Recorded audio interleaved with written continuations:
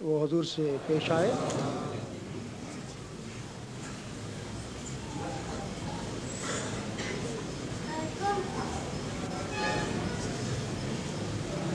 السلام علیکم ورحمۃ اللہ۔ اذان دے دیں۔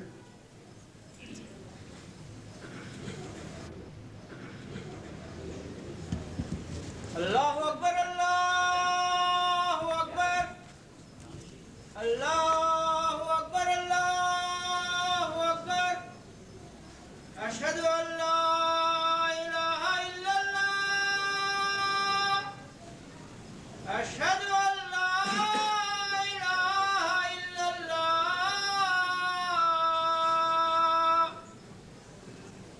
اشہد ان محمد رسول اللہ اشہد ان محمد رسول اللہ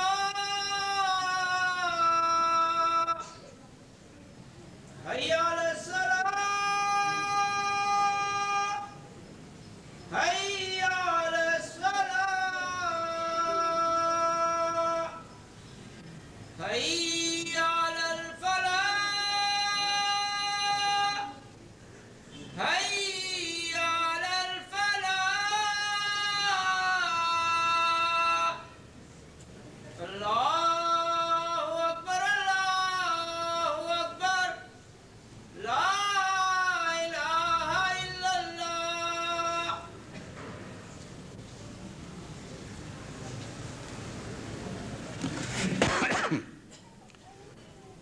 اشہد ان لا الہ الا اللہ وحدہ لا شریک لہ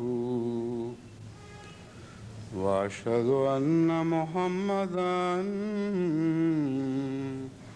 عبدہ ورسولہ اما بعد فاعوذ باللہ من الشیطان الرجیم بسم اللہ الرحمن الرحیم الحمد للہ رب العالمین الرحمن الرحیم مالک یوم الدین ایاک نعبد و ایاک نستعین اهدنا الصراط المستقیم صراط الذین انعمت علیہم غیر المغضوب علیہم ولا الضالین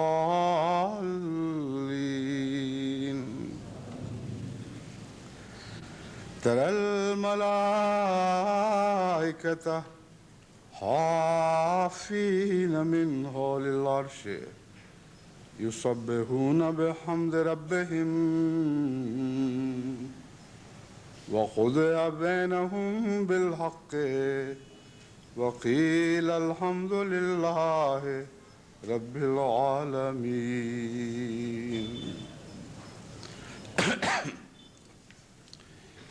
یہ خطبات کا سلسلہ جو کچھ عرصے سے جاری ہے، یہ ذکر الہی سے متعلق ہے، لیکن اس سے پہلے کہ اس مضمون کو شروع کروں، میں یہ اطلاع آپ کو مطلع کرنا چاہتا ہوں کہ آج کا بین الاقوامی جلسہ قادیان میں جو منعقد ہو رہا ہے، ہم اسی جلسے میں آج ٹیلی ویژن کے ذریعے سے شامل ہو رہے ہیں، اور اس بین الاقوامی جلسے میں دنیا کی اور بھی جماعتیں اور مجالس شامل ہیں۔ بس اللہ تعالیٰ کے فضل کے ساتھ یہ عجیب انتظام اس نے جماعت احمدیہ کے لیے فرما دیا ہے کہ جلسہ قادیان میں ہو یا لندن میں یا موریشس میں، وہ اللہ کے فضل سے ایک بین الاقوامی صورت اختیار کر جاتا ہے، لیکن خصوصیت سے قادیان میں ہونے والا جلسہ ہمارے لیے بہت ہی मुबारक भी है, मुअज़्ज़ज़ भी है। और एक ऐसा जलसा है जिसके साथ बहुत ही पाकीज़ा यादें वाबस्ता हैं। बस ये दिन एक गैर मामूली दिन है कि अल्लाह ताला के फ़ज़ल के साथ उसी की दी हुई तौफ़ीक़ के मुताबिक आज हम सब जो आज मॉरिशस में अहमदी मौजूद हैं और बाकी दुनिया में जहाँ जहाँ भी जमातें मौजूद हैं, अल्लाह के फ़ज़ल से इस बैनुल अक़वामी कादियान के जलसे में शिरकत कर रहे हैं। कुछ और भी जलसे हैं, कुछ और भी ज़ैली तंजीमों के इज्तिमाआत हैं, वो सारे इस दिन में आज हमारे साथ हैं। उनमें से लजना इमाइल्ला इंडोनेशिया अपना 10वां सालाना इज्तिमा मुनक़िद कर रही है और दूसरी मजलिस शूरा।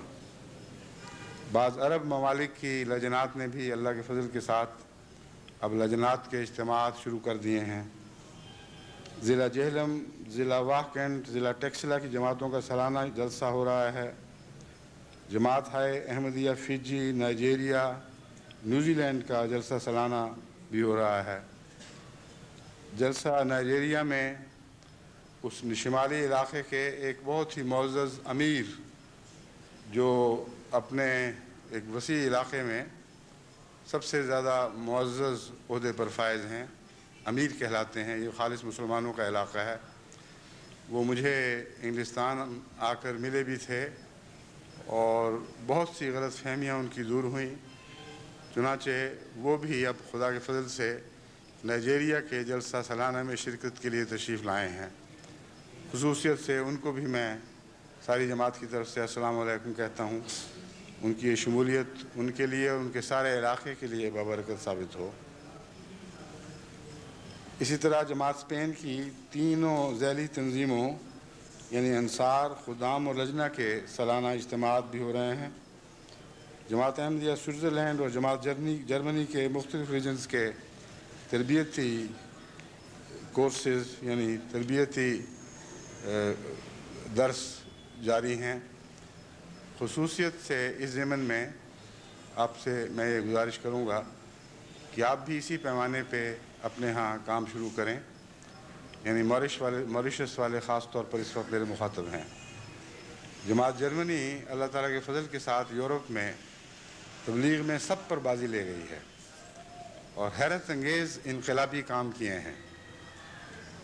चूँकि बहुत तेज़ी से कदम आगे बढ़ रहे हैं, इसलिए उनको मैंने ख़ुसूसियत से नसीहत की थी कि जिन जिन दोस्तों को आपके ज़रिए इस्लाम कबूल करने की सादत नसीब हुई है, उनके लिए मुस्तकिल तरबियत के इंतज़ाम होने चाहिए और बाकायदा उनको तरीक़ समझाया कि इस तरीक़ पर आप मुख्तलिफ़ तरबियती इक़दामात करें। तो अल्लाह ताला के फ़ज़ल से जो इत्तलाआत मिल रही हैं, उनसे मालूम होता है कि बिल्कुल हदायत के मुताबिक पूरी तनदही और पूरे इखलास के साथ जमात जर्मनी के मुख्तलिफ़ तंजीमें और जमात जर्मनी से वाबस्ता सब खुदाम मिलकर बहुत उम्दगी से तरबियती क्लासेस का इनेकाद कर रहे हैं और नौ मुस्लिम भी और मुसलमानों में से भी जो अहमदी होने वाले हैं वो बाकायदा उनमें हिस्सा लेते हैं। मुख्तलिफ़ काम उनके सुपुर्द किए जाते हैं। जमाती तंजीम से उनको आगाह किया जाता है, चंदों के निज़ाम से आगाह किया जाता है, निज़ाम खिलाफत का मज़मून उन्हें समझाया जाता है और फिर इंतज़ामात में उनको शामिल करने के लिए इंतज़ामी तरबियत भी दी जाती है। तो उम्मीद है कि अगले साल की अज़ीम तादाद में बैतों से पहले जो गुज़श्ता साल अहमदी हुए हैं वो पूरी तरह जमात में हज़म हो चुके होंगे, जज़्ब हो चुके होंगे। तो बाकी दुनिया की जमातों को भी इससे नसीहत हासिल करनी चाहिए। इसी तरीक़ पर वहाँ भी तरबियती इंतज़ामात होने चाहिए। कादियान का जहाँ तक जलसा है, उसमें ख़ुसूसियत के साथ मैं उन सब को मुखातब हूँ जो दुनिया के कोने कोने से आज कादियान में हाज़िर हुए हैं।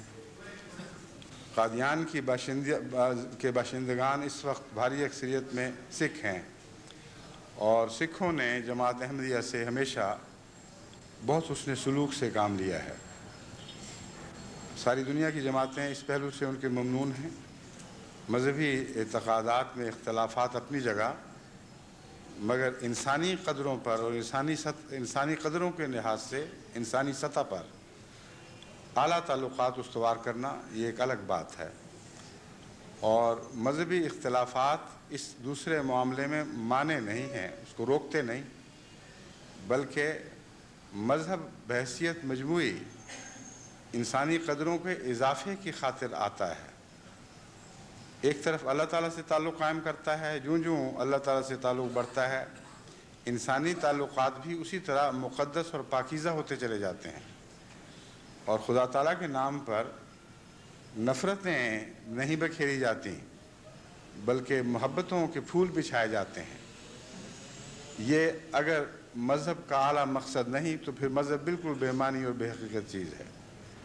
بس اس پہلو سے قادیان کے باشندے ایک نہایت اعلیٰ نمونہ پیش کر رہے ہیں، باوجود اس کے کہ وہ جانتے ہیں کہ سکھوں کے بنیادی عقائد میں سے بعض ایسی باتیں ہیں جن سے ہمیں اختلاف ہے اور ان کو ہمارے عقیدوں سے اختلاف ہے، لیکن اس کے باوجود انسانی سطح پر ہم مل جل کر رہ سکتے ہیں، اور سب دنیا کے گروؤں کی یہی تعلیم ہے کہ انسان کو انسان سے محبت کرنی چاہیے، حسن سلوک سے پیش آنا چاہیے۔ بس آپ سب لوگ جو وہاں جمع ہوئے ہیں، آپ سے میں یہ گزارش کرتا ہوں کہ قرآن کریم نے ہمیں سکھایا ہے حل جزاء الاحسان الا الاحسان، کہ احسان کا بدلہ احسان کے سوا اور ہے کیا، بس ان سے آپ حسن سلوک کریں، یہاں تک کہ آپ کے حسن سلوک کی یادیں ان کو اور زیادہ اس محبت کے رستے پر آگے بڑھائیں، اور تمام دنیا میں انسانی بھائی چارے کی جو مہم جماعت احمدیہ نے شروع کر رکھی ہے اس مہم کو مزید تقویت ملے۔ یہ سال جو گزرا ہے اسے میں نے عالمی بھائی چارے کا سال قرار دیا تھا، اور جماعتوں کو نصیحت کی تھی کہ پوری کوشش کریں کہ اس سال میں مختلف مذاہب کے لوگ، مختلف قوموں کے لوگ، مختلف جغرافیائی خطوں سے تعلق رکھنے والے لوگ ایک دوسرے کے قریب آئیں۔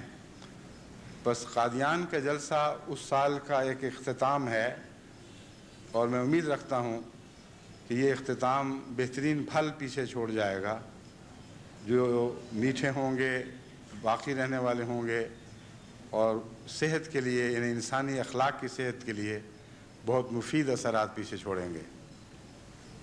اب ذکر الہی کے مضمون کی طرف لوٹتا ہوں۔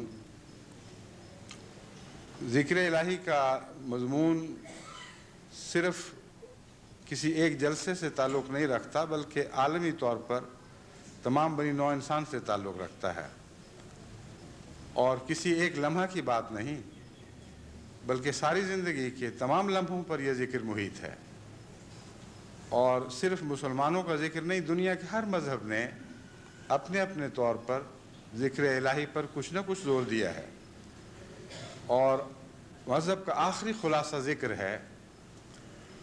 بس ذکر سے متعلق بہت کھول کھول کر جماعت کو سمجھانے کی ضرورت ہے کہ ذکر ہے کیا، کیسے کیا جاتا ہے، اور اس کے نتیجے میں آپ کے اندر کیا پاک تبدیلیاں پیدا ہوں گی اور ہونی چاہیے۔ اس سلسلے میں حضرت اقدس محمد مصطفیٰ صلی اللہ علیہ وآلہ وسلم کے ذکر کے طریق بیان کر رہا تھا، اور بات اس طرح چھیڑی تھی کہ ایک مشہور عرب شاعر امراء القیس گزرا ہے جس نے اپنے دو ساتھیوں کو یہ کہہ کر ایک منزل پر رکنے کی ہدایت دی کہ یہ میرے محبوب کی منزل کے مٹے ہوئے نشانات ہیں، انہیں دیکھ کر میرا محبوب مجھے یاد آتا ہے، بس اے میرے ساتھیوں تم بھی ٹھہرو، کچھ عرصہ ہم مل کر ان مٹتے ہوئے نشانات پر آنسو بہا لیں۔ تو میں نے یہ ذکر کیا کہ ایک شاعر اپنے محبوب کے ساتھ ایسا تعلق رکھتا ہے کہ اس کی منزل کے مٹے ہوئے نشانات بھی اس کا ذکر کرنے پر مجبور کر دیتے ہیں۔ تو اللہ کے ذکر سے ہم کیسے غافل ہو سکتے ہیں جس کے نشانات تمام کائنات پر محیط ہیں، جو آفاق میں بھی ہے اور انفس میں بھی ہے، باہر بھی ہے اور اندر بھی ہے۔ انسان خواہ باہر کی دنیا کا مطالعہ کرے یا اپنے نفس میں ڈوب جائے، हर जगह उसे खुदा ताला के मिटते हुए नहीं, जिंदा उभरते हुए निशान दिखाई देंगे। वो निशानात हैं तो जिंदा और रोशन भी, लेकिन इंसानी आंखें अंधी हो जाती हैं, इसलिए वो निशान ना दिखाई देते हैं बाज़ लोगों को, ना उनमें कोई रोशनी नज़र आती है। वाक़तन ये है कि ये शऊर है जो बेदार होता है, ये बसीरत है जिसे बीनाई अता होती है, और उसके नतीजे में फिर खा आप किसी तरफ देखें, वहीं खुदा ताला के अज़मत के निशान, उसकी तस्बीह के निशान, उसकी तहमीद के निशान उभरते हुए दिखाई देते हैं। यानी आपकी ज़ात को उनको देखने का शऊर मिल रहा होता है, और इस वजह से वो निशान यूँ लगता है जैसे आपके सामने उभर कर सामने आ रहे हों, और फिर वो रोशन तर होते चले जाते हैं, हालांकि पहले से रोशन है। वजह यह है कि आपके अंदर की तारीकी दूर हो रही है, आप अपने अंदर एक नई रोशनी पाते हैं, इसलिए वो रोशन निशानात आपको उसी निस्बत से रोशन दिखाई देने लगते हैं। बस इस ज़िक्र में सबसे ज़्यादा अहम ज़िक्र हज़रत अक़दस मोहम्मद मुस्तफ़ा सल्लल्लाहु अलैहि वसल्लम का ज़िक्र है, क्योंकि आपसे ज़्यादा खुदा ताला को कभी किसी ने याद नहीं किया, और आपसे ज़्यादा कोई अल्लाह की मोहब्बत में गिरफ्तार नहीं हुआ। एक ऐसा पाकीज़ा वजूद था जो कुल्लियतन खुदा की मोहब्बत में गर्क हो गया, कुछ भी अपना बाकी ना छोड़ा। आपके हर जिंदगी के हर लम्हे पर खुदा की याद मुहित थी। तो अगर हमें खुद इल्म ना हो कि हम कैसे ज़िक्र करें, तो वो मुज़क्किर हमारे सामने है, वो नसीहत करने वाला अपनी ज़ात में एक ज़िंदा ज़िक्र, जिसके मुतालिक अल्लाह ताला ने फरमाया हमने तुम में एक ज़िक्र रसूला भेजा है, ऐसा रसूल भेजा है जो मुजस्सम ज़िक्र है। बस इस लिहाज से हज़रत सल्लल्लाहु अलैहि वसल्लम की सीरत का मुतालिया ज़िक्र इलाही का ही मुतालिया है, क्योंकि अल्लाह ताला फरमाता है ये ज़िक्र है, ये रसूल ज़िक्र है, मुजस्सम ज़िक्र है। बस खुदा के ज़िक्र का मुतालिया सबसे बेहतर हज़रत अक़दस मोहम्मद मुस्तफ़ा सल्लल्लाहु अलैहि वसल्लम की ज़ात में हो सकता है। उन बातों में से, उन चंद अहादीस में से जो मैंने इस मौके के लिए मुंतखब की हैं, जो बाकी थी मैं अब वो आपके सामने पेश करता हूँ। हज़रत अनस रज़ी अल्लाह ताला अन्हु बयान करते हैं कि अल्लाह ताला फरमाता है जब बंदा एक बालिश्त मेरे करीब होता है तो मैं एक हाथ उसके करीब हो जाता हूँ, जब वो एक हाथ मेरे करीब होता है तो मैं दो हाथ उसके करीब हो जाता हूँ, और जब वो मेरी तरफ चल कर आता है तो मैं उसकी तरफ दौड़ते हुए जाता हूँ। ये मज़मून है जो हमेशा हर रोज़ हर खुदा के करीब होने वाला बंदा अपनी ज़ात में मुशाहदा करता है। एक ऐसी गवाही है जो सारी कायनात में फैली पड़ी है, यानी हर इंसान जो अल्लाह ताला से प्यार की बात करता है, उससे ताल्लुक़ बढ़ाता है, उसको किसी और से पूछने की ज़रूरत नहीं है। खुदा का ये सलूक हर बंदे से बराबर होता है, और इंसान महसूस करता है कि खुदा की तरफ मैंने थोड़ा सा कदम आगे बढ़ाया था, अल्लाह ताला ने उससे बहुत ज़्यादा मेरी तरफ तवज्जो फरमाई और एहसान फरमाते हुए मेरे करीब आया। लेकिन हज़रत सल्लल्लाहु अलैहि वसल्लम से ज़्यादा करीब खुदा किसी और इंसान के नहीं हुआ, और जिस तेज़ी से खुदा हुज़ूर सल्लल्लाहु अलैहि वसल्लम पर जलवागर हुआ है, उससे मालूम होता है कि हुज़ूर सल्लल्लाहु अलैहि वसल्लम का ज़िक्र अल्लाह को सबसे ज़्यादा पसंद था, और सबसे ज़्यादा ख़ुव्वत के साथ और दिल की गहराई के साथ हुज़ूर अल्लाह ताला का ज़िक्र किया करते थे। क्योंकि खुदा ताला जब वादा करता है कि तुम मेरी तरफ एक बालिश्त आओ तो मैं तुम्हारी तरफ एक हाथ आऊँगा, तुम मेरी तरफ चल के आओ तो मैं दौड़ कर आऊँगा, तो खुदा ने जैसा खुदा को हमने हुज़ूर सल्लल्लाहु अलैहि वसल्लम की तरफ आते हुए देखा है, वैसा कभी दुनिया में कोई और नज़ारा दिखाई नहीं दिया। यही वो मज़मून है जो हमें अर्श इलाही के माने भी समझाता है, और इसी ताल्लुक़ में मैंने उस आयत करीमा की तिलावत की थी जिसमें अल्लाह ताला फरमाता है तरल मलाइकत हाफीना मिन हौलिल अर्श युसब्बिहूना बिहम्दि रब्बिहिम, कि तू मलाइका को देखेगा कि वो अर्श के गिर्द जमघटे बनाए हुए, यानी एक दूसरे पर गिरते हुए इकट्ठे होते चले जाते हैं, यानी झुरमट पे झुरमट बने हुए, और अल्लाह की तस्बीह करते हैं और उसकी हम्द के गीत गाते हैं। और वो वक्त होता है जबकि बड़े बड़े फैसले किए जाते हैं और वो तमाम फैसले हक़ के साथ किए जाते हैं, और ये ऐलान किया जाता है कि अल्हम्दुलिल्लाह रब्बिल आलमीन, तमाम हम्द अल्लाह ही के लिए है जो तमाम जहानों का रब है। इससे पहले जो मैंने एक हदीस पढ़ी थी उसमें ये ज़िक्र था कि हुज़ूर सल्लल्लाहु अलैहि वसल्लम को अल्लाह ताला ने ख़बर दी है कि जब किसी मजलिस में मेरा ज़िक्र किया जाता है तो फरिश्ते तह दर तह, गौल दर गौल उस मजलिस पर उतरते हैं, यहाँ तक कि ज़मीन से आसमान तक उसको ढांप लेते हैं, और वो फरिश्ते उस ज़िक्र में शामिल हो जाते हैं, उस हम्द में वो शरीक हो जाते हैं, और फिर वो ज़िक्र लेकर खुदा के हुजूर बुलंद होते हैं, और फिर अल्लाह ताला फ़ैसले फरमाता है कि किन को बख्शा जाएगा और किन से दरगुजर की जाएगी और किन से गैर मामूली एहसान का सलूक फरमाया जाएगा। तो बस इस आयत करीमा में जो ज़िक्र है वो वही ज़िक्र नज़र आता है जो उस हदीस में है, और इससे हमें अर्श का मफ़हूम भी समझ आ जाता है। अर्श दरअसल उस दिल का नाम है जिसमें खुदा की याद हो, क्योंकि कुरान करीम से पता चलता है कि जब खुदा ने ज़मीन और आसमान को पैदा किया और उसे मुकम्मल फरमा लिया तो उसके बाद अर्श पर करार पकड़ा, सुम्मस्तवा अलल अर्श। तो दुनिया को बनाने के बाद दुनिया से हटकर कहीं दूर तो नहीं चला गया। अगर अर्श उसी दूर के बईद अस तसव्वुर मकाम का नाम है, ऐसी जगह का नाम है जहां इंसान का तसव्वुर भी नहीं पहुंच सकता, तो खुदा ने फिर ये क्या किया कि 6 दिन में तो दुनिया बनाई, उसे मुकम्मल किया, इंसान में रूह फूंकी और उसे इस काबिल बना दिया कि वो खुदा की याद कर सके, और फिर अर्श पर वापस चला गया और वहां जाके बैठ रहा। ये एक जाहिलाना तसव्वुर है, कुरान की तरफ मंसूब नहीं किया जा सकता। अर्श पर करार पकड़ने से मुराद ये है फिर खुदा ने वो दिल बनाए जो ज़िक्र इलाही से मामूर होने की सलाहियत रखते थे, वो दिल बनाए जिनमें अल्लाह का नाम लिया जाता था, और जैसा कि इस हदीस में वादा फरमाया गया है जहां तुम खुदा का जिक्र करोगे वहां ज़रूर खुदा तवज्जो फरमाएगा। अल्लाह अपनी तमाम तर तवज्जुहात के साथ उन दिलों में उतरने लगा जो उसका अर्श बन गए। यही वो मानी हैं जिनमें हज़रत अक़दस मसीह मऊद अलैहिस्सलातु वस्सलाम ने मेराज का एक अजीम फ़लसफ़ा बयान फरमाया है। आपने फरमाया कि लोग अर्श को कायनात से परे ढूंढते हैं, लेकिन हकीकत में मोहम्मद मुस्तफ़ा का दिल ही था जो अर्श इलाही था।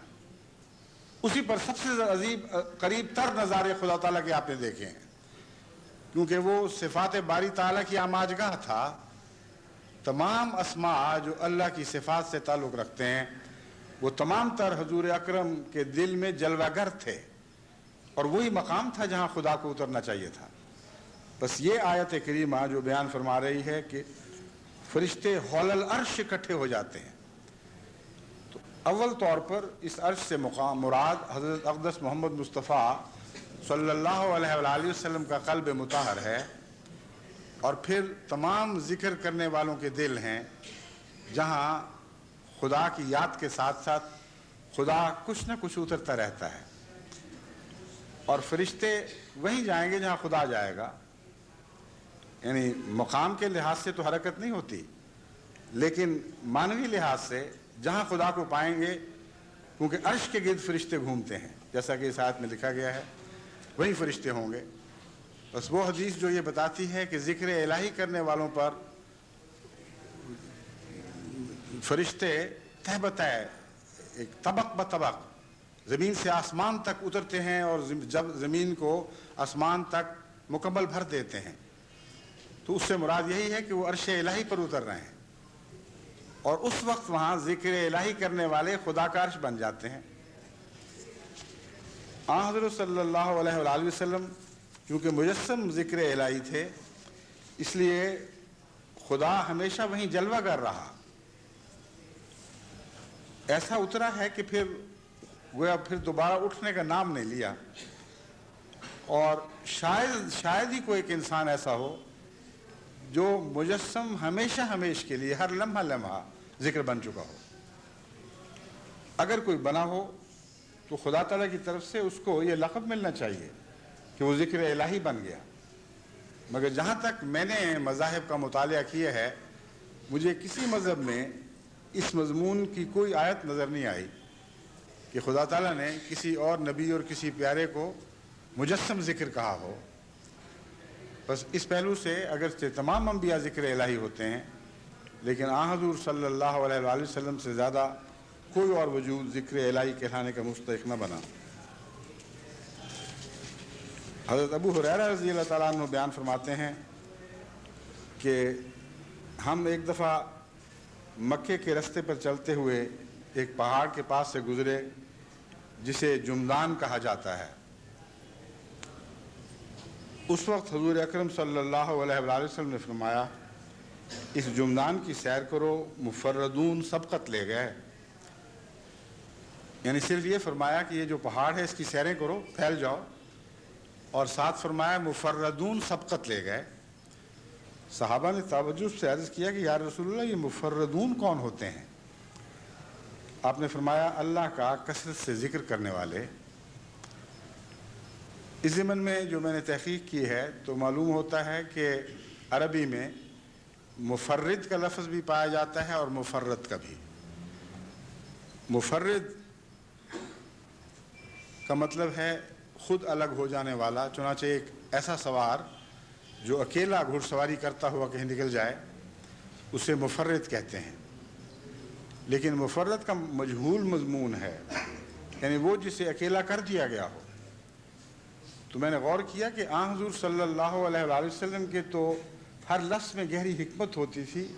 کیا وجہ ہے کہ آپ نے خود بخود الگ ہونے والوں کو مفرد نہیں فرمایا بلکہ مفرد فرمایا ہے, اور ساتھ یہ فرمایا کہ مفرد آج بازی لے گئے.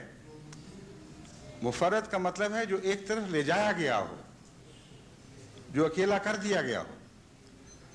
تو مراد یہ ہے کہ عشق الہی میں اللہ کے ذکر سے مجبور ہو کر کچھ لوگ الگ الگ ان پہاڑوں پہ نکل کھڑے ہوئے ہیں, اور وہ جو مجبور کر کے ایک طرف لے جائے گئے ہیں جنہوں نے باقیوں سے تعلق توڑا ہے کیونکہ وہ شرماتے تھے کہ ان کے سامنے ان اللہ کی محبت کے آثار ان کے چہرے پر ظاہر ہوں اور ان کی آنکھوں سے برسنے لگیں.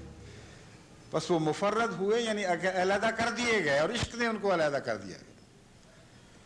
تو عشق کی مجبوری سے الگ ہونے والوں کے متعلق حضور نے خبر دی کہ وہ بازی لے گئے, اور ساتھ سب کو ہدایت فرمائی ہے تم بھی سیریں کرو. مراد یہ ہے کہ تم بھی سیریں کر کے کچھ ویسی کیفیات پیدا کرو اپنے دل میں جیسی میرے بعض صحابہ کے دل میں پیدا ہوئی, اور خدا نے گویا مجھے خبر دی ہے, کیونکہ حضور اپنی طرف سے تو کوئی بات نہیں فرمایا کرتے تھے. تو اللہ تعالیٰ نے آپ کو لازماً وحی کے ذریعے بتایا ہوگا کہ آج تیرے ایسے یہ ساتھی ایسے عشاق ہیں جن کو میری محبت مجبور کر کے الگ الگ پہاڑ پر لے گئی ہے, باقیوں کو بھی ہدایت کر, یہ بھی ایسی کوشش کریں. چنانچہ صحابہ کے پوچھنے پر آپ نے اس کی تشریح فرمائی کہ مفرد کون ہوتے ہیں. جہاں تک آپ کے ذکر کے اوقات کا تعلق ہے, حضرت عائشہ رضی اللہ تعالیٰ عنہ نے فرمایا کانا رسول اللہ صلی اللہ علیہ وسلم یذکر اللہ علی کل احیانہ, کہ محمد رسول اللہ تو اللہ کو ہر لمحہ یاد کیا کرتے تھے. میں کس لمحے کی بات کروں, کوئی لمحہ ایسا نہیں تھا جس میں حضور صلی اللہ علیہ وآلہ وسلم اللہ کے ذکر سے غافل رہے ہوں.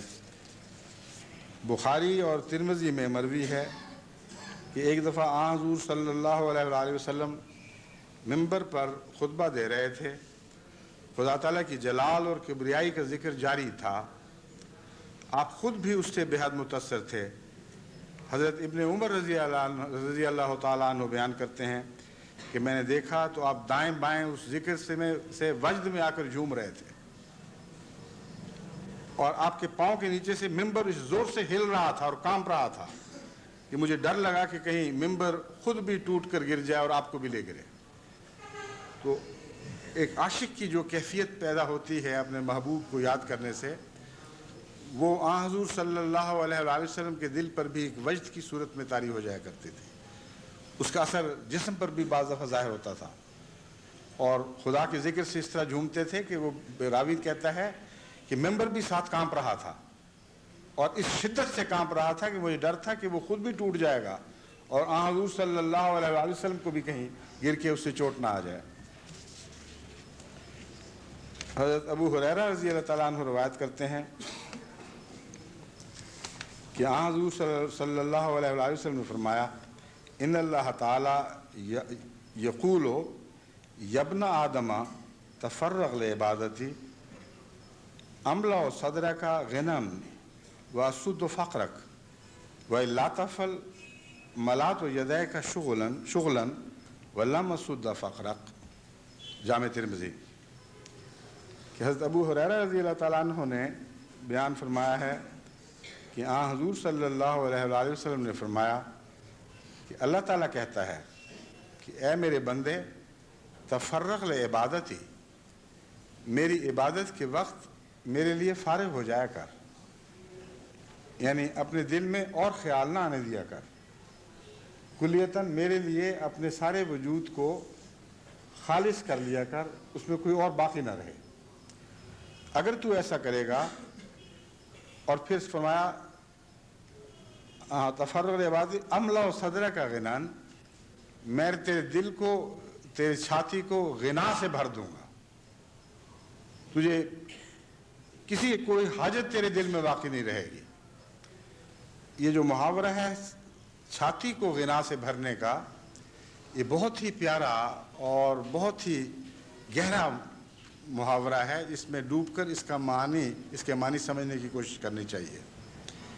یہ نہیں فرمایا میں اسے بے شمار دولت عطا کروں گا، یہ نہیں فرمایا کہ میں دل کو مستغنی کر دوں گا، فرمایا میں اس کی چھاتی غنا سے بھر دوں گا. غنا سے چھاتی بھرنا تب پیدا ہوا کرتا ہے جب ایک انسان سر سے پاؤں تک راضی ہو جائے اور کسی اور چیز کی حاجت نہ رہے، جو چاہتا ہے سب اس کو مل جائے. اور دوسرا غنا کا مطلب یہ ہے وہ دنیا سے مستغنی ہو جائے، خدا کا پیار اتنا اس کو عطا ہو اور خدا کے ذکر سے اتنا مزہ آئے کہ غیر اللہ کی حاجت ہی نہ رہے، پرواہ نہ رہے کہ کچھ کسی اور کے پاس ہے بھی کہ نہیں ہے، اس کو وہ کچھ مل جائے جو اس کی چاہت ہے، یعنی خدا اس کو مل جائے اور پھر دنیا سے بے نیاز ہو جائے. تو فرمایا دل نہیں فرمایا، یہاں صدر فرمایا ہے کہ اس کی چھاتی بھر دوں گا میں پوری. اب مختلف لوگوں کے اوپر اس حدیث کا مختلف رنگ میں اطلاق ہوگا. بعض لوگ ضرورت مند ہوتے ہیں اور ضرورت اتنی شدید ہو جاتی ہے بعض دفعہ کہ عبادت کرتے وقت ان کی توجہ اللہ کے پیار کے ذکر سے ہٹ کر اپنی مشکل اور مصیبت اور ضرورت کی طرف اتنی زیادہ منتقل ہو جاتی ہے کہ خدا کا ذکر محض ذریعہ ہے اس اپنی حاجت کو پورا کرنے کا، اور بار بار وہ جو ان کا فقر یا ان کی مصیبت ہے وہ ذہن پر قبضہ کرتے ہیں اور اللہ کی یاد سے ہٹا کر اس طرف لے جاتے ہیں. ایسی صورت میں بھی ایک دعا مانگی جاتی ہے. ایسی ضرورت کی دعاؤں کو بھی اللہ قبول فرما لیتا ہے، مگر اللہ تعالیٰ نصیحت فرما رہا ہے کہ اگر تم چاہتے ہو کہ تم ان ضرورتوں سے ہی مستغنی ہو جاؤ، کوئی خیال، کوئی مصیبت ایسی باقی نہ رہے جو خدا کے ذکر سے تمہیں غافل کرنے والی ہو، تو عبادت اس طرح کیا کرو کہ اپنی چھاتی میرے سوا ہر دوسری چیز سے خالی کر لیا کرو. جب تم اس طرح عبادت کرو گے تو میں تمہیں ہر مصیبت سے خالی کر دوں گا، ہر لالچ سے تمہارے دل کو پاک کر دوں گا، یا دوسرے لفظوں میں تمہیں اتنا کچھ دوں گا جس کی تمہیں تمنا ہے، اور اتنا دوں گا کہ تمہاری تمنا کہے گی کہ ہاں میں سیراب ہو گئی، میں بھر گیا، میرا پیٹ بھر گیا، مجھے اور نہیں چاہیے. تو زیادہ سے زیادہ ایک تمنا جو پھیل سکتی ہے وہ چھاتی کو بھرا کرتی ہے، اور فرمایا تیری چھاتی میں استغنا سے بھر دوں گا اور غنا سے بھر دوں گا. لیکن اور ساتھ فرمایا اسدہ فقرہ کا، یہ مطلب نہیں ہے کہ تجھے مستغنی کر دوں گا اس لیے کہ تو غریب ہونے کے باوجود خدا کی محبت سے راضی ہوگا. یہ وضاحت بھی ساتھ فرما دی. یہ بھی تو ہو جاتا ہے بعض دفعہ ایک انسان ذکر الہی میں ایسا ڈوب جاتا ہے کہ دنیا کی اس کو پرواہ کوئی نہیں رہتی. لیکن یہاں صرف یہ مضمون نہیں ہے. دوسرا پہلو یہ بیان فرمایا ہے اسد فقرہ کا, میں غربت کو تجھ تک پہنچنے سے روک دوں گا. غربت تجھے ہاتھ نہیں لگا سکے گی. تو وہ لوگ جو خدا کی خاطر اپنی دنیا کے جھمیلوں سے پاک ہو جاتے ہیں, ان سے کٹ کر خدا کا ذکر کرتے ہیں, اللہ تعالیٰ ان کی ساری دنیا کی ضرورتیں خود پوری فرما دیتا ہے, ان کا ضامن بن جاتا ہے. بس ہر پہلو سے یہ حدیث ایک عظیم الشان پیغام ہے انسان کے لیے کہ ذکر الہی کے نتیجے میں تمہاری دل کی اعلیٰ تمنائیں بھی پوری ہوں گی. یعنی خدا اپنے وجود سے تمہارے سینوں کو بھر دے گا اور تمہاری ادنا تمنائیں بھی پوری ہوں گی. یعنی غربت تمہارے قریب بھی نہیں پھٹکے گی. غربت کو اذن نہیں ہوگا کہ تمہارے گھر کے دروازے کھٹکھٹا سکے, اور تمہیں آخرت بھی عطا ہوگی اور دنیا بھی عطا کی جائے گی. فرمایا وَإِلَّا تَفْعَلَ مَلَأْتُ يَدَيْكَ شُغْلًا, لیکن اگر تم نے ایسا نہ کیا تو میں تمہارے ہاتھ کاموں سے فارغ ہی نہیں کروں گا. دن رات مصیبت میں مبتلا رہو گے, کام کرو گے, محنتیں کرو گے, دنیا کی کمائیوں کے پیچھے پڑو گے, لیکن ہاتھ کچھ نہیں آئے گا. کیونکہ وَلَمْ أَسُدَّ فَقْرَكَ, کیونکہ غربت تو میرے حکم سے دور ہوا کرتی ہے. میں تم سے غربت کو دور نہیں کروں گا, پھر میں اس کا ضامن نہیں بنوں گا. پھر دن رات کماؤ, محنت کرو, تمہاری ہرس بھی بڑھتی چلی جائے گی. جو کچھ لینا چاہتے ہو وہ تمہاری پہنچ سے ہمیشہ آگے آگے دوڑے گا. بس وہ لوگ جو سمجھتے ہیں کہ ہم تو کاموں کے نتیجے میں امیر ہو گئے, پھر اس حدیث کا کیا مطلب, ہم تو غربت سے باہر آ گئے, ان کو انسانی نفسیات کا علم نہیں ہے. جن کو اللہ تعالیٰ غنا عطا نہ کرے ان کو اگر کروڑوں بھی مل جائے تو ان کی تمنا اربوں تک جا پہنچتی ہے, اور اربوں بھی مل جائے تو سنکھوں تک جا پہنچتی ہے. ایک وادی عطا ہو تو دوسری وادی کی حرص میں مرتے اور جیتے ہیں. دو وادیاں عطا ہوں تو وہ چاہیں گے کہ سارا علاقہ نصیب ہو جائے یا ساری دنیا مل جائے. آن حضرت صلی اللہ علیہ وآلہ وسلم نے اس مضمون کو بیان کرتے ہوئے آخر یہ فرمایا کہ اگر ان کو پوری دنیا بھی مل جائے تو وہ کہیں گے ایک اور دنیا ملے, اور ان کا پیٹ جہنم کی آگ کے سوا کوئی چیز نہیں بھر سکتی. جہنم کی آگ ہی ہے جو ان کا پیٹ بھر سکے گی. تو اس لیے یہ خیال نہ کریں کہ جیسا کہ بعض لوگ سمجھتے ہیں ہم محنت کر رہے ہیں, پیسہ بھی تو مل رہا ہے. ہر پیسہ طمانیت نہیں بخشتا, ہر پیسے سے سکون نہیں ملا کرتا. وہ پیسہ جو ذکر کرنے والوں کو نصیب ہوتا ہے اس میں طمانیت قلب شامل ہوتی ہے. وہ اللہ کی طرف سے عطا ہوتا ہے, ایک فیض کے طور پر, ایک فضل کے طور پر. اور خدا کے فرشتے غربت کو دور رہنے کی ہدایت کرتے ہیں, حکم دیتے ہیں, اور اس طرح انسان روحانی غربت سے بھی بچتا ہے اور جسمانی غربت سے بھی بچ کر زندگی بسر کرتا ہے. بڑے بڑے امیروں کے متعلق ہم نے سنا ہے اور بعضوں کو دیکھا بھی ہے کہ بہت دولتوں کے باوجود دلوں میں آگ بھڑکی رہی اور کبھی طمانیت نصیب نہیں ہوئی, اور ہمیشہ مشغول رہے ہیں, اور بڑھتا گیا ہے ان کا شغل, کیونکہ جو کچھ وہ کمانا چاہتے ہیں مزید وہ ان کو نصیب نہیں ہو رہا. ساری زندگیاں اس آگ میں جھونک دیتے ہیں مگر اس کے باوجود طبیعت سیر نہیں ہوتی. تو جسے اللہ فقر کا غلام بنا دے اس غلامی سے کوئی اور طاقت اسے نجات نہیں بخش سکتی. حضرت ابن عباس رضی اللہ تعالیٰ عنہ یہ روایت ہے, قال قیل یا رسول اللہ ایو جلسائنا خیر, قال من ذکرکم اللہ رؤیتہ ونادى في علمكم وزاد في علمكم منطقه وذكركم بالآخرة عمله. الترغیب و ترہیب سے یہ روایت لی گئی ہے. حضرت عبداللہ بن عباس رضی اللہ تعالیٰ عنہ بیان کرتے ہیں کہ حضرت صلی اللہ علیہ وآلہ وسلم سے ایک دفعہ یہ پوچھا گیا کہ کون سا شخص ایسا ہے جس کے پاس بیٹھنا ہمارے لیے زیادہ بہتر اور مفید ہے.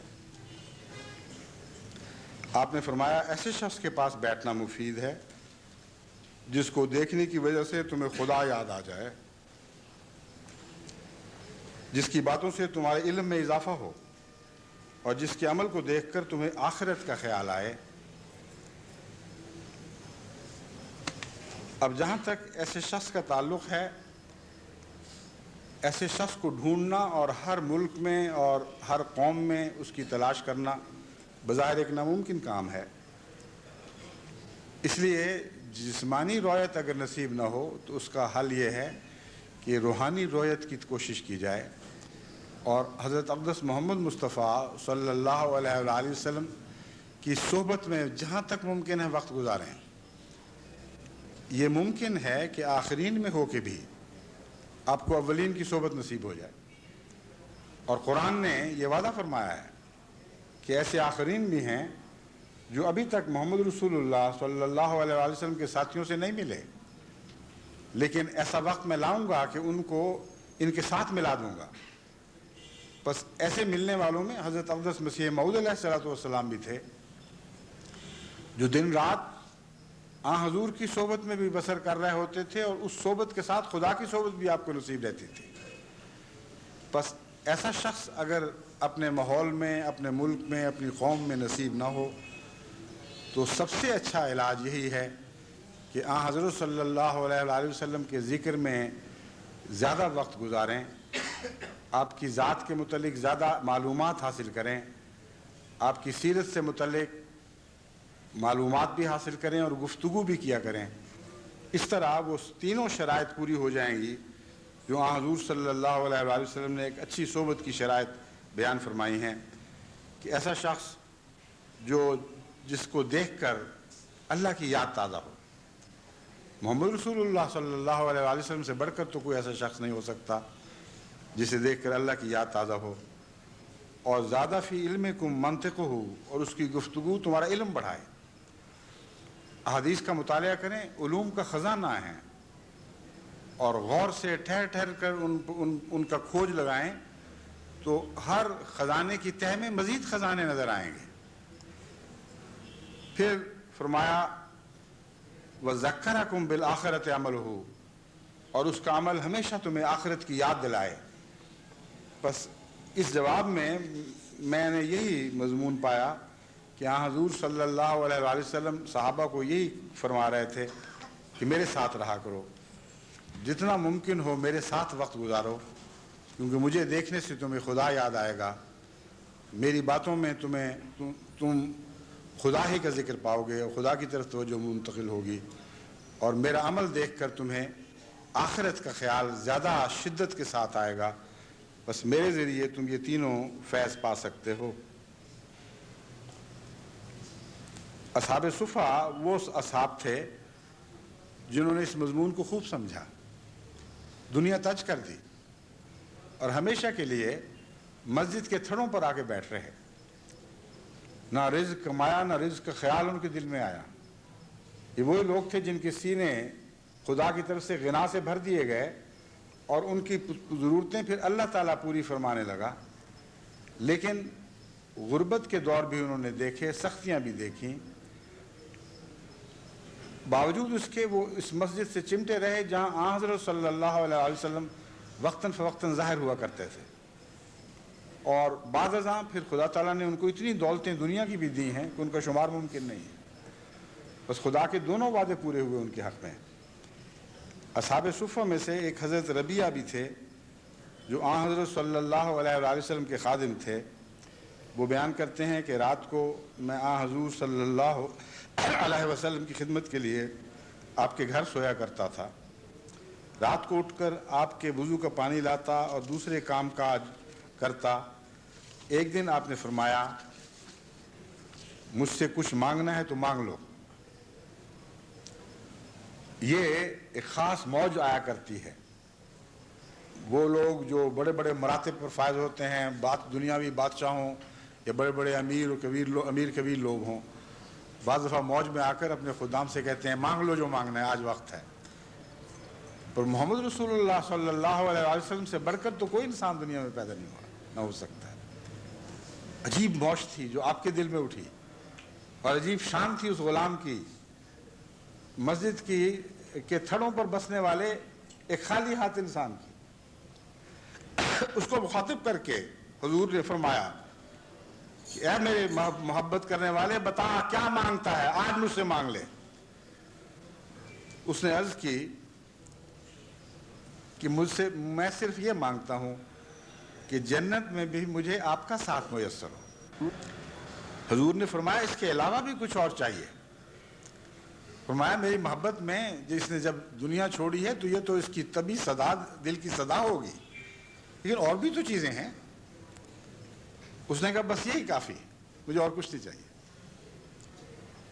اس پر آپ نے فرمایا میں دعا کروں گا، لیکن کثرت سجود و صلات سے تم بھی اس بارے میں میری مدد کرو۔ عجیب شان کے نبی تھے، کوئی مثال دنیا میں نظر نہیں آتی۔ پہلے فرمایا مانگ کیا مانگتا ہے، پھر جب اس نے مانگا کہ میں آپ کے ساتھ ہوں تو یہ نہیں فرمایا ہاں تجھے مل گیا، یہ فرمایا ہے کہ تم بھی کثرت سجود اور صلات کے ذریعے میری مدد کرو۔ اس کا پیغام شاید آپ نہیں سمجھے، مراد یہ ہے کہ تم نے بہت زیادہ مانگ لیا ہے۔ جنت میں محمد رسول اللہ کے ساتھ ہونا بہت ہی بڑی چیز ہے، اور میں نے کہا تھا میں تمہیں دوں گا، لیکن مجھ میں جتنی طاقت ہے دینے کی وہی دے سکتا ہوں، اللہ نہیں دینا ہے، تو تم میری مدد کرو۔ میں تمہارے لیے دعا کروں گا، تم اپنے لیے دعا کرو کہ اے خدا مجھے محمد رسول اللہ کے ساتھ اٹھا۔ اس میں حضور کی قص نفسی بھی ظاہر ہے، اور یہ مضمون بھی کھلتا ہے کہ حضور کے ساتھ ہونے کی تمنا بہت بڑی تمنا ہے۔ محمد رسول اللہ کی دعائیں ساتھ ہوں تب بھی اپنی دعاؤں کی ضرورت رہتی ہے، تب بھی اپنی کوشش کی ضرورت رہتی ہے۔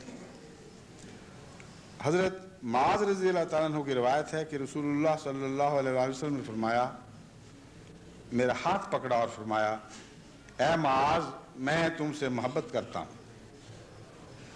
میں نے عرض کی یا رسول اللہ میں بھی آپ سے محبت کرتا ہوں۔ پھر آپ نے فرمایا ہر نماز میں یہ دعائیہ کلمات کہنا کبھی نہ چھوڑنا، رب اعنی علی ذکر کا و شکر کا و حسن عبادت کا، کہ اے میرے اللہ میں تیری مدد چاہتا ہوں علی ذکر کا، کہ مجھے اپنا ذکر عطا کر، ذکر کرنے میں اور کامیابی اور عمدگی کے ساتھ ذکر کرنے میں میری مدد فرما دے، و شکر کا، اور اپنے شکر کی توفیق بخش، وہ حسن عبادت کا، اور بہترین رنگ میں عبادت کی توفیق بخش۔ یہ محبت کا بہترین تحفہ ہے جو حضرت صلی اللہ علیہ وسلم نے معاذ کو عطا فرمایا ہے۔ جب ایک عاشق اور معشوق کے درمیان، ایک محبت کرنے والے اور محبوب کے درمیان کھل کر پیار کا اظہار ہوتا ہے، وہی وقت ہوتا ہے جب انسان اپنی طرف سے نذرانے پیش کرتا ہے، اپنی محبت کے اظہار کے ثبوت کے طور پر کچھ ہدیہ گزرانتا ہے کہ یہ قبول فرمائیں۔ محمد رسول اللہ صلی اللہ علیہ وآلہ وسلم نے خود ہاتھ پکڑ کر معاذ کو یہ فرمایا میں تجھ سے محبت کرتا ہوں، اور تحفہ کیا دیا؟ تحفہ یہ دعا دی ہے، رب اعنی علی ذکر کا۔ اس سے بڑا تحفہ کوئی نہیں دیا جا سکتا کہ یہ دعا سکھائی جائے کسی کو کہ اے خدا مجھے اپنے ذکر کی توفیق عطا فرما، میری مدد کر کے میں تیرا ذکر کروں، اور ذکر ایسا ہو کہ شکر واجب ہو جائے اور شکر کا حق ادا نہ ہو رہا ہو۔ اگر ذکر کا حق انسان اپنی توفیق کے مطابق ادا کرے تو اس کے نتیجے میں اللہ تعالیٰ اتنا پیار کا جلوہ دکھاتا ہے کہ فوراً شکر کے مضمون میں انسان داخل ہو جاتا ہے۔ آگے بھی اس مضمون کی حدیثیں آئیں گی، اس سے پتہ چلتا ہے کہ انسان تھوڑا کرتا ہے اللہ اس سے بہت زیادہ کرتا ہے۔ تو اگر ذکر کی توفیق سچی ملے تو اللہ تعالیٰ یہ وعدہ ضرور فرماتا ہے کہ تم میرا ذکر کرو گے میں ضرور تمہارا ذکر کروں گا اور بہتر ذکر کروں گا۔ اور جب خدا ذکر کرے گا تو پھر ذکر سے ہٹ کر شکر میں مضمون داخل ہو جاتا ہے، پھر میں شکر کا حق کیسے ادا کروں گا؟ تو فرمایا یہ بھی دعا کیا کرو، اللہم اعنی علی ذکر کا و شکر کا و حسن عبادت کا، اور ایسی عبادت کی توفیق بخش جو بہت ہی خوبصورت ہو، ایسی حسین کہ تیرے پیار کی نظریں اس پر پڑنے لگیں۔ پھر حضرت صلی اللہ علیہ وسلم کے متعلق حضرت انس کی روایت ہے کہ انس بن مالک کی کہ آپ نے حضور نے فرمایا ما من قوم اجتمعوا یذکرون اللہ عز وجل لا یریدون بذلک الا وجہہ الا ناداہم مناد من السماء ان قوموا مغفورا لکم قد بدلت سیئاتکم حسنات۔ مسند احمد بن حنبل جلد 3 صفحہ 142۔ حضور نے فرمایا کہ کبھی ایسا نہیں ہوا کہ کچھ لوگ یا کوئی قوم خدا کے ذکر کے لیے اکٹھی ہوئی ہو، جیسے آج آپ اور ساری دنیا میں جماعت احمدیہ کے احباب، مرد اور عورتیں اور بچے خالصتاً ذکر الہی کے لیے اکٹھے ہوئے ہیں۔ فرمایا کبھی ایسا نہیں ہوا کہ لوگ اس طرح اکٹھے ہوئے ہوں، اللہ عز و جل کا ذکر کرنے والے ہوں، لا یریدون بذالک الا وجہہ، اور کوئی مرادیں مانگنے کے لیے نہ آئے ہوں، صرف رضا چاہنے کی خاطر،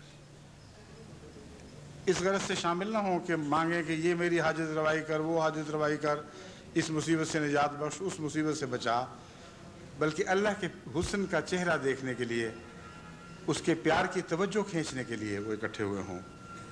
الا ناداہم مناد من السماء، مگر ضرور ہمیشہ آسمان سے ایک منادی کرنے والا یہ منادی کرتا ہے کہ اے لوگو اٹھو، تم بخش دیے گئے ہو، قد بدلت سیئاتکم حسنات، تمہاری تمام برائیوں کو حسنات میں تبدیل کر دیا گیا ہے، خوبیوں میں تبدیل کر دیا گیا ہے۔ اس کیسے پیارے پیارے ذکر کے انداز حضرت اقدس محمد رسول اللہ صلی اللہ علیہ وآلہ وسلم نے ہمیں سمجھائے، اور ان کے کیسے کیسے پیارے نتائج سے ہمیں آگاہ فرمایا۔ ہر لمحہ، ہر موقع پر، ہر حالت میں محمد رسول اللہ صلی اللہ علیہ وسلم خدا کے ذکر میں مشغول رہتے تھے، محو رہتے تھے، ڈوبے ہوئے رہتے تھے۔ حضرت عائشہ رضی اللہ تعالیٰ عنہا بیان کرتی ہیں کہ ایک رات میں نے رسول کریم صلی اللہ علیہ وآلہ وسلم کو اپنے پاس نہ پا کر آپ کو تلاش کرنا شروع کیا کہ کہاں گئے ہیں مجھے چھوڑ کر۔ ایک جگہ آپ کو سجدے کی حالت میں پایا، آپ کے پاؤں کی انگلیاں قبلہ رخ تھیں، یعنی یہ اس میں نماز کا طریق بھی سکھایا جا رہا ہے، جب سجدہ کریں تو پاؤں کی انگلیوں کو یوں پیچھے کی طرف نہ سمیٹا کریں، سامنے کی طرف رکھا کریں، وہ بھی قبلہ رو رہیں۔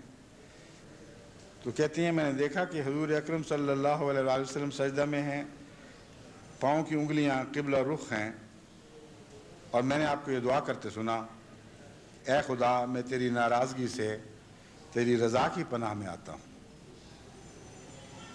مجھے اپنی پناہ میں لے، اپنی ناراضگی سے اپنی پناہ میں لے لے۔ یہ اس دعا سے اگلی دعا کا مقام ہے جس میں شیطان سے انسان پناہ مانگتا ہے۔ یہاں اللہ ہی کی ذات ہے اور کوئی ذات باقی نہیں رہی، کوئی دنیا کا جھگڑا نہیں ہے، صرف اللہ سے اس کی ناراضگی، اس سے خفگی، اس کی پناہ مانگی جا رہی ہے، جو انسان کی کسی کوتاہی کے نتیجے میں ہو سکتی ہے، ضروری نہیں کہ گناہ کی لفظش ہو۔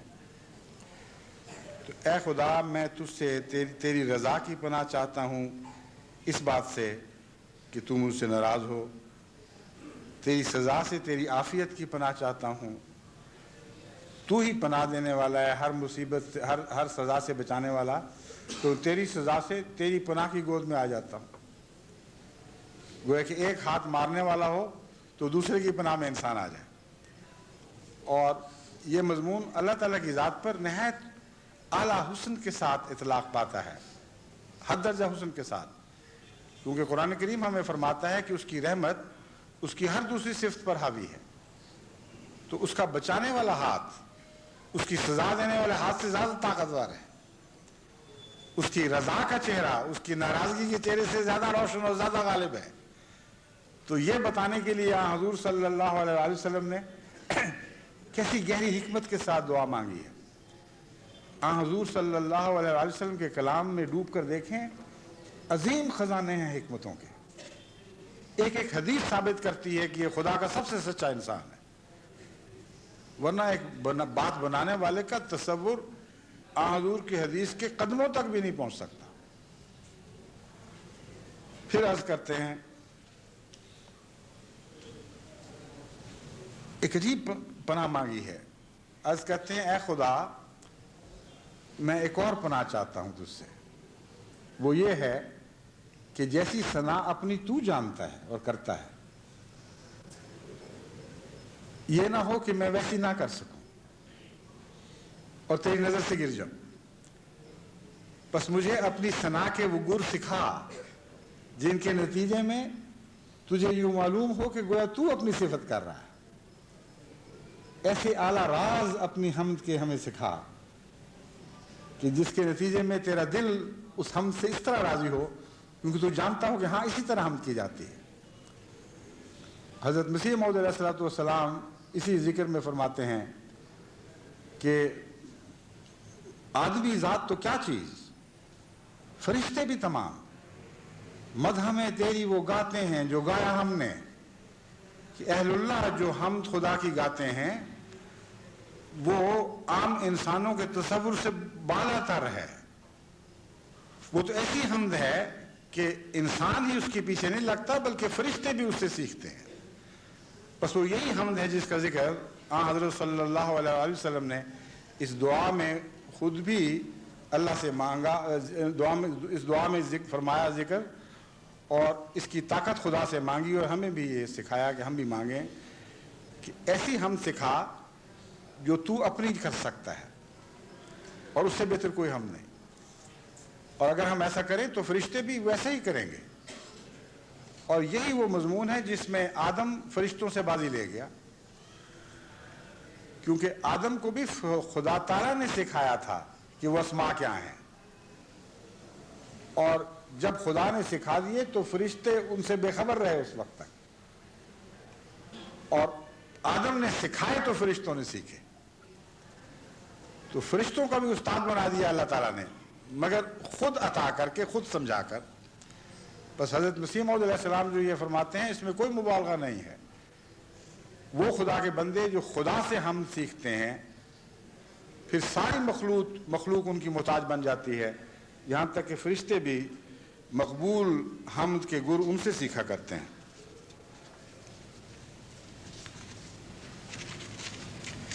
حضرت عائشہ صدیقہ رضی اللہ تعالیٰ عنہ بیان فرماتی ہیں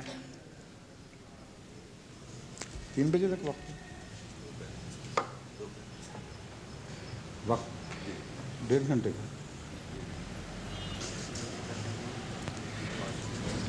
مجھے بتایا کہ مجھے تو پہلے یہ خیال تھا کہ 1.5 گھنٹے کا آج میں نے کہہ کر وقت رکھوایا تھا یہ جمعہ لمبا ہو لیکن معلوم ہوا ہے کہ یہ وقت اتنا نہیں دیا گیا. اس لیے یہ مضمون تو ابھی گرم ہو رہا ہے دلچسپ بنتا چلا جا رہا ہے لیکن وقت 10 منٹ ہمارے پاس اور ہیں. بہت اچھا.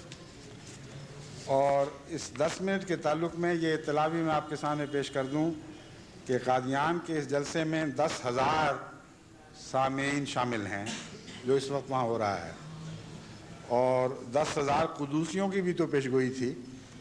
اس لیے دعا کریں اللہ تعالیٰ 10,000 قدوسیوں کی برکت ان کو عطا فرمائے اور انہی کے جلووں میں ان کے قدموں میں ان کے پیچھے پیچھے چلنے والے بنیں. اور بتایا گیا ہے کہ قادیان والے ہمیں بڑی آسانی سے عمدگی کے ساتھ بغیر کسی قسم کی بیچ میں انٹرپشن کے صاف دیکھ رہے ہیں. اور تصور کی آنکھ میں میں چونکہ وہاں ہوا ہوں میں بھی جانتا ہوں کس قسم کے لوگ کون کون کہاں سے آئے ہوتے ہیں. میں بھی اس تصور کی آنکھ سے ان کو دیکھتا ہوں اور ان سب کو آپ کی طرف سے بھی اپنی طرف سے بھی محبت بھرا سلام پہنچاتا ہوں. حضرت عائشہ صدیقہ رضی اللہ تعالیٰ عنہ بیان فرماتی ہیں کہ ایک اور رات کا ذکر ہے. ایک دفعہ پہلے بیچاری اٹھ کے گئی تھی ڈھونڈنے کے لیے.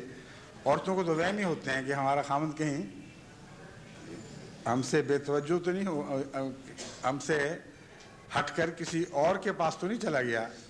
حضور صلی اللہ علیہ وسلم کی اور بھی ازواج تھیں. حضرت عائشہ سے بہت محبت فرماتے تھے مگر عورت کا دل عورت ہی کا دل ہے. تو راتوں کو اٹھ کر دیکھا کرتی تھی ہیں بھی کہ نہیں یہاں. ایک دفعہ پہلے کہا کہ میں نے دیکھا نہیں تھے میں گھبرا کر نکلی تو سجدہ ریز تھے. اب کہتی ہیں کہ ایک دفعہ میں پھر اٹھی اور مجھے یہ خیال آیا کہ کسی اور بیوی کے پاس چلے گئے ہوں گے، اور اس تلاش میں باہر نکلی، کھوجتی ہوئی نکلی تو دیکھا کہ محمد رسول اللہ سجدہ ریز تھے، رکوع کر رہے تھے، پھر سجدے میں حالت میں چلے گئے اور یہ دعا کر رہے تھے کہ اے میرے اللہ، تو اپنی تعریف کے ساتھ پاک ہے، تیرے سوا کوئی معبود نہیں ہے۔ سبحان اللہ و بحمدہ والا مضمون بیان عرض کر رہے تھے اور فرمایا تھا لا شریکہ لک، تیرا اور کوئی شریک نہیں ہے۔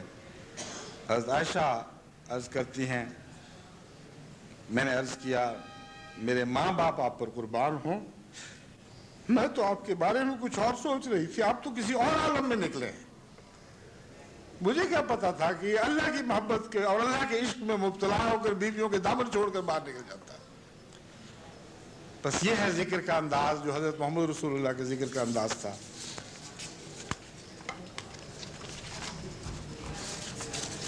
مطرف اپنے باپ سے روایت کرتے ہیں کہ حضرت صلی اللہ علیہ وآلہ وسلم کو میں نے ایک دفعہ نماز پڑھتے دیکھا،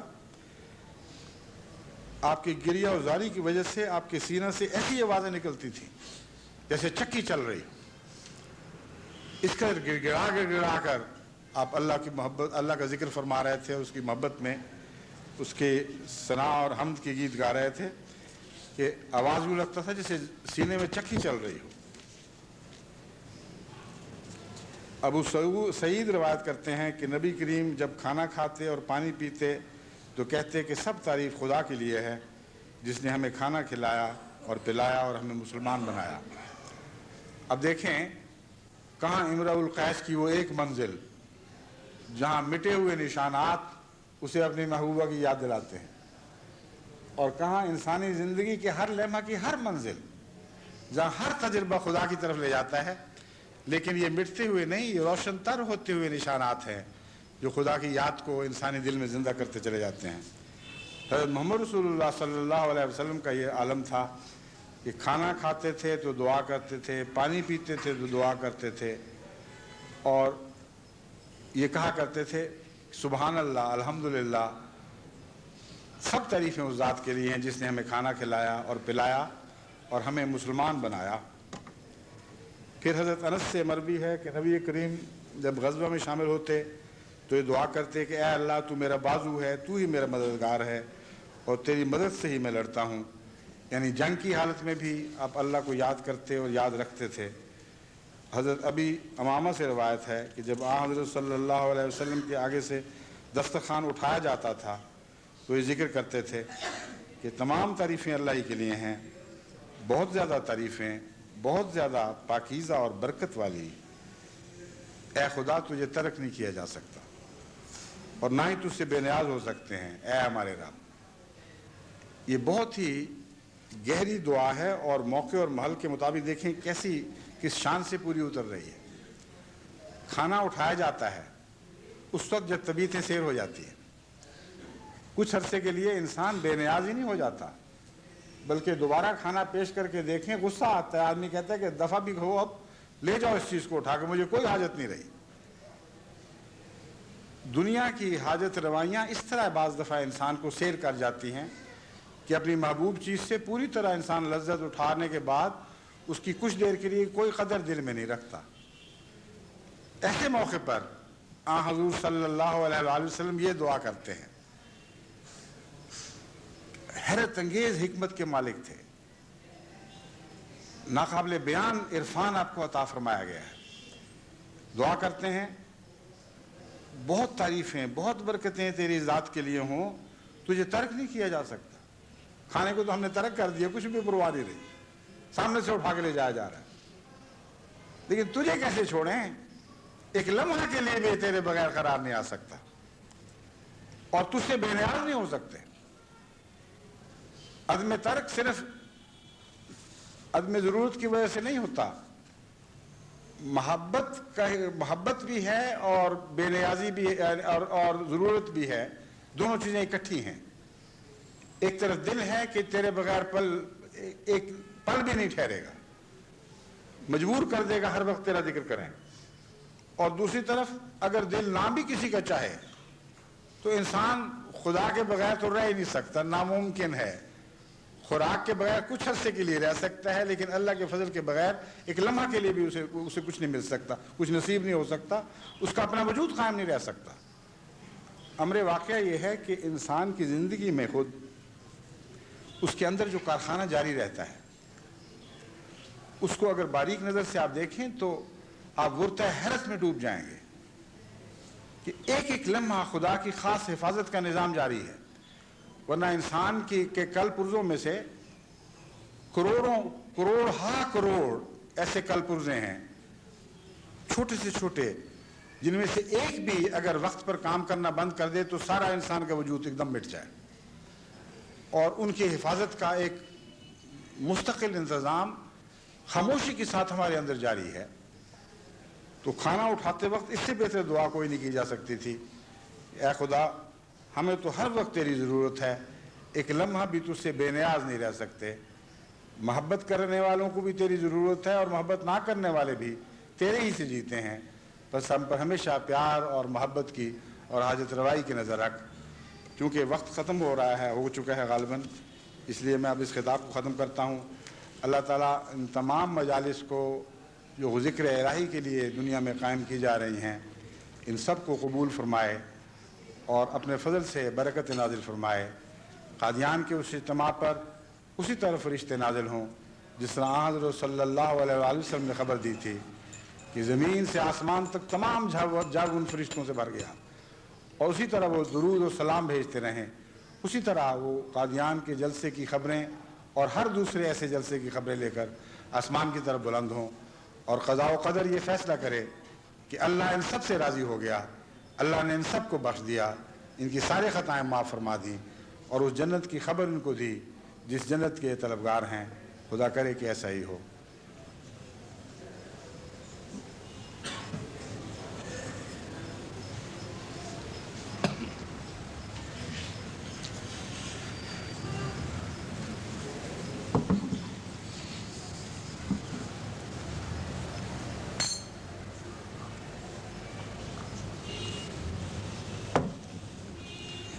الحمد للہ نحمده ونستعینه ونستغفره ونؤمن به ونتوکل علیہ ونعوذ باللہ من شرور انفسنا ومن سیئات اعمالنا من یهده اللہ فلا مضل له ومن یضلله فلا هادی له ونشهد أن لا إله إلا الله وحده لا شريك له ونشهد أن محمدا عبده ورسوله عباد الله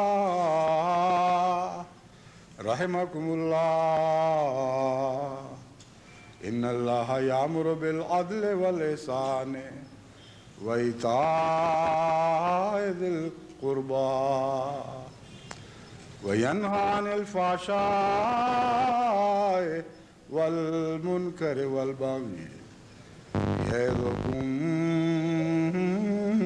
لعلكم تذكرون اذكروا الله يذكركم وادعوه يستجب لكم ولذكر الله أكبر